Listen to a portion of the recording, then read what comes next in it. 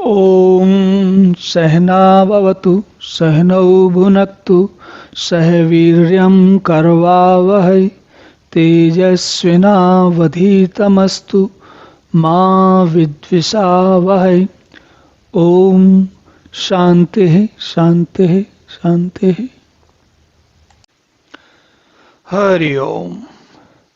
तो हमने पिछले श्लोक में देखा कि भगवान कह रहे हैं कि कर्तृत्व, कर्माणि, कर्मफल, ये सब हमने कुछ नहीं बनाया, ये प्रकृति है, मेरी प्रकृति है जिसके कारण ऐसा होता है। और उसके थोड़ी सी झलक हमने पिछले श्लोक में देखी कि कैसे हमारी इच्छाएं बढ़नी शुरू होती हैं और आगे बढ़ती जाती हैं।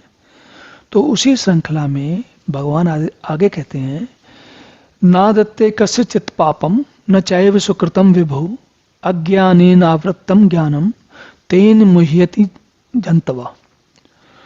तो न सर्वव्यापी जो भगवान है, देखिए हम जब अपना कोई काम करते हैं, चाहे जब जबरदस्त प्रलोभन के प्रभाव में करें या किसी प्रलोभन के प्रभाव के बिना करें, दोनों परिस्थितियों में जो कुछ भी हम करते हैं, जो सर्वव्यापी परमेश्वर भगवान है, भगवान वो कह रहे हैं कि मैं किसी के पाप कर्म को और शुभ कर्म को किसी को ग्रहण नहीं करता, ना पाप कर्म को ना शुभ कर्म को। जो कुछ मैं और आप, हम जो मनुष्य लोग हैं, हम जो कुछ करते हैं उसकी बात को ठीक से समझ नहीं पाते कि ये प्रकृति का चक्र कैसा है और जो कर्तृत्वम क्या है, कर्माणि क्या है, कर्म फल संयोग क्या है, उसको हम समझ नहीं पाते। क्यों नहीं समझ पाते? क्योंकि हम अज्ञानेन आवृत्तम, अज्ञान के कारण आवरण चढ़ा हुआ है। आवरण कैसे चढ़ा हुआ है? आवरण कहते हैं कोई पर्दा या कोई कवर, है ना। तो उसका क्या मतलब हुआ?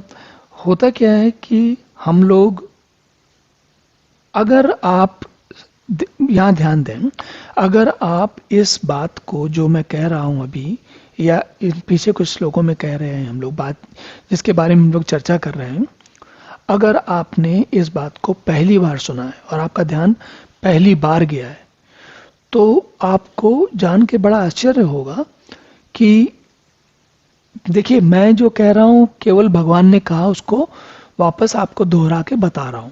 लेकिन हमसे पहले न जाने कितने लोग, और भगवान ने कितने सारे ऐसे लोग पैदा किए हैं पिछले हजारों वर्षों में, लाखों वर्षों में और पिछले कल्पों में, जो कि ये बात समझ गए।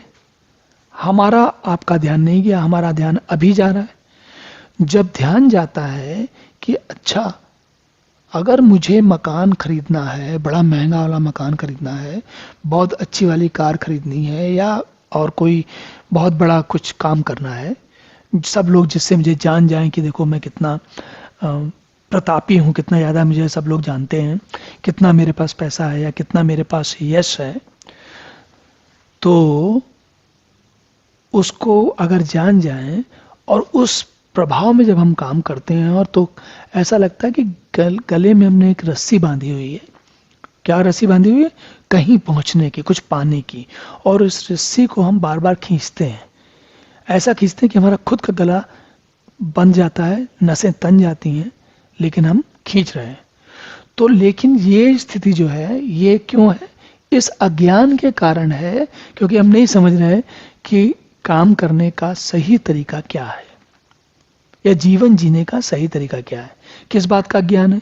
अज्ञान इस बात का है कि देखिए, भगवान ने पिछले में कहा ना कि स्वभावस्तु प्रवर्तते, स्वभाव से प्रकृति ऐसी चल रही है और हम ध्यान ही देते नहीं। हम उसी स्वभाव के अंतर्गत हम भी सर झुकाए और अपनी इच्छाओं के पीछे, बिल्कुल उस व्यक्ति की तरह जिसके पास, जैसे दास होता ना, जिसको कुछ पता नहीं है क्या, उसका मालिक उसको जहाँ रस्सी बांध के ले आता है वहाँ चला जाता है। आजकल तो कहीं पूरी दुनिया में कहीं दास नहीं होते, लेकिन आप सोचिए, एक समय था दास सारी दुनिया में, पूरी दुनिया में, लगभग पूरी दुनिया में दास होते थे। और उन दासों की क्या स्थिति होती थी?